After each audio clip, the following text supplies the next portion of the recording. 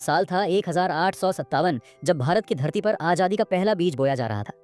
दिल्ली का आसमान काला था, लेकिन लाल किले की दीवारों के भीतर एक रोशनी जल चुकी थी। राजा धीरे पर दृढ़ आवाज में, अब वक्त आ गया है, या तो इतिहास हमें याद रखेगा या मिटा देगा। दरवाजा खुलता है, एक घायल सिपाही अंदर आता है, कपड़े फटे हुए, चेहरा धूल और खून से सना हुआ। सिपाही हांफते हुए, महाराज, अंग्रेजों की फौज ने सरहद पार कर ली है, लेकिन हमारे जवान तैयार हैं। राजा खड़ा होता है, तलवार उठाता है। राजा, तो चलो इतिहास को गवाह बनाते हैं कि हिंदुस्तान झुकेगा नहीं। सुबह की पहली किरण, हवा में धूल और तोपों की गर्जना। सूरज उगा, लेकिन उसके साथ ही युद्ध की आग भी भड़क उठी। हर तलवार पर एक कसम लिखी थी, आजादी या मौत।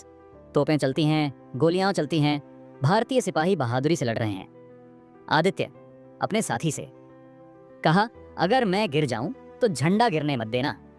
दोनों मुस्कुराते हैं और दौड़ पड़ते हैं। आदित्य को गोली लगती है, वह गिरता है, लेकिन उसके हाथ में झंडा अब भी ऊंचा है। वो गिरा, लेकिन झंडा नहीं झुका। शायद इसी का नाम था आजादी की पहली सांस। शाम का समय, युद्ध समाप्त, मैदान में धुआं फैला हुआ था।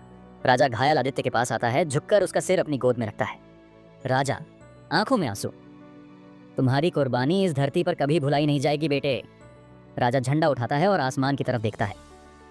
उस दिन भले ही युद्ध हारा गया, पर उस आग ने वो चिंगारी जलाई जिसने आने वाले 100 साल तक अंग्रेजी हुकूमत की नींव हिला दी। हर आजादी की कहानी किसी अनकहे बलिदान से शुरू होती है।